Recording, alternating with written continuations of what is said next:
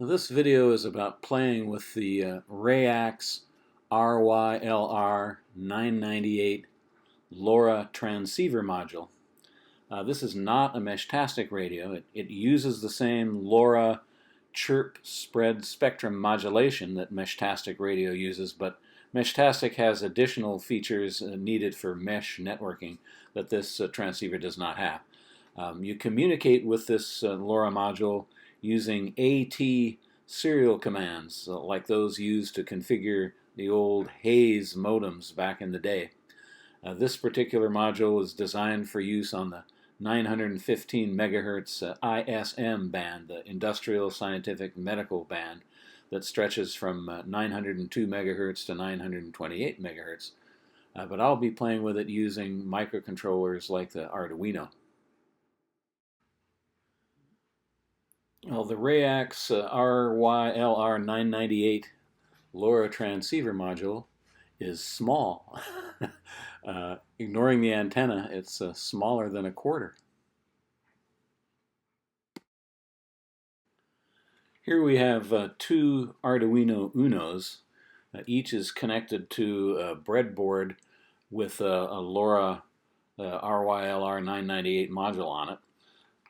Each breadboard also has a simple resistor divider network to drop the 5-volt output from the Arduino's output pins down to 3.3 volts. The RYLR998 is a 3.3 volt device, and the Uno does have a 3.3 volt power output that I'm using with the RYLR998, which I'm just going to start calling the 998. I'm using software, Arduino sketches that were created by Tassif Ahmad, please excuse my pronunciation, which were intended to be used with one Arduino acting only as a transmitter and the other Arduino operating only as a receiver. So it was easy, given his code, to modify the code so that each radio could act both as a transmitter and a receiver, to be a true transceiver, LoRa transceiver. So I added that capability, and also I wanted either Arduino to act as a beacon. When the other Arduino sends a command to start the beacon, then the Arduino will begin beaconing, sending out the same transmission over and over again every 5 seconds. And also when it receives a stop command, it will stop beaconing. So that I'm calling that the beacon capability.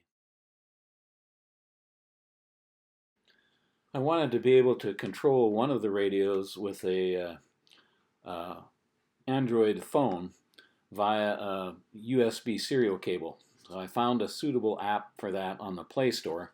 It can be found by searching the store for Serial USB Terminal by Kai Morich, as shown here. Here's the icon for the app displayed at the top of my search results. Once installed, you can tap the menu bars in the upper left-hand corner of the opening screen of the app that I have circled on the image you're looking at. Then click on USB devices, assuming that you have the phone connected to your Arduino or other microcontroller. And you should see the name of the microcontroller that the app is communicating with at the top of the screen, as shown here. Returning to the main screen, tap the plug icon at the top of the screen that I'm showing you circled here to actually establish a connection, serial connection with your microcontroller over the USB serial cable. Now you can use your phone to send text to the Arduino over the serial cable, and then the program, the Arduino sketch, will embed it in an AT command to the LoRa module, and it will transmit the message to the other radio. Here I'm sending the message, hello world, hello world, hello world, 10 times. And we'll take a look at the other radio's monitor and see what it's receiving. So this is what was received by the serial monitor displayed by the Arduino IDE connected to the other LoRa module and Arduino. The reception was not great.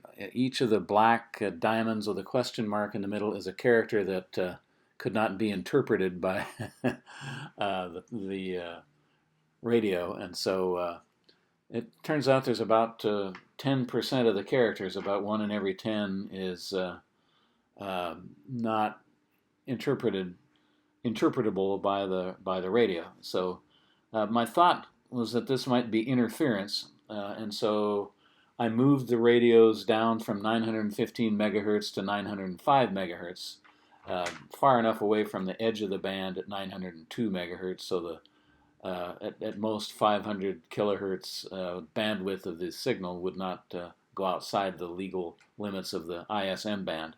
But it didn't help. I apologize for the poor quality of this this photo, but what it's supposed to be showing you is that while the start command for beaconing was easily received and executed, the command to stop beaconing was usually not received and executed on the first transmission. And this photo is supposedly showing you an unsuccessful attempt to stop the beaconing, followed by a successful attempt. So I decided to seek information on interrupt routines to break into the Arduino main loop when commands appear on the receive pin of the Arduino's software serial port. It doesn't have a spare hardware serial port, so you have to use software serial to communicate with it. It uses its only hardware serial port to communicate through the USB cable with your laptop or phone or other device. In this very nice tutorial by Paul McWhorter on serial software interrupt techniques, we can see that Paul is creating a software serial object called GPS serial to talk to a peripheral GPS device. And here you can see Paul is starting up communication with the GPS device at 9600 baud. And I tried the same setup technique that Paul describes in this excellent tutorial, using software serial with the Arduino Uno at 115,200 baud, which is the rate that the 998 uses, and there's no way to lower that rate. And unfortunately, the results were very inconsistent and unsatisfactory. So my conclusion is that the software serial at 115,200 baud is not reliable in the Arduino Uno anyway.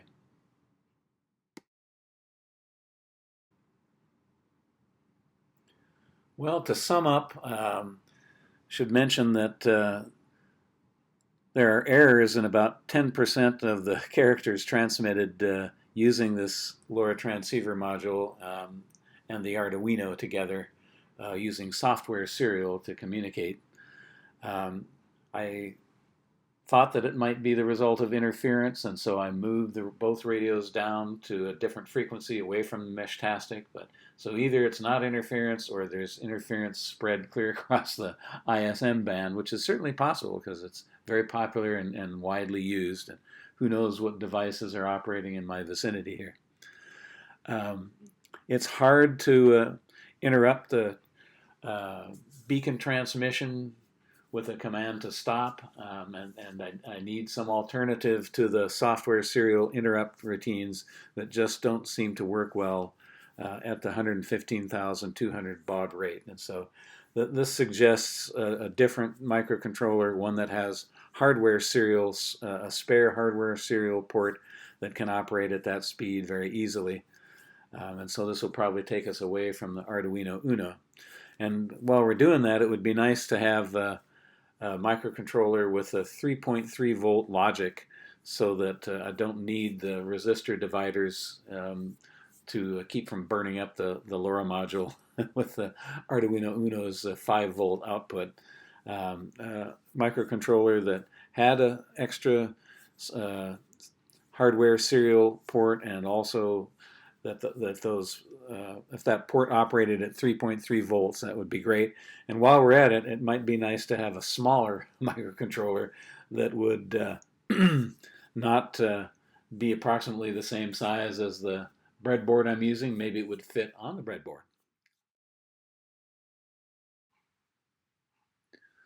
So in part 2 of this video about playing with the 998 and trying to get it to transmit reliably and receive reliably, I'm going to be using the Adafruit Itsy Bitsy MO Express. It's much smaller than the Arduino Uno. It can still be powered by a 5 volt USB connection to a phone or a laptop.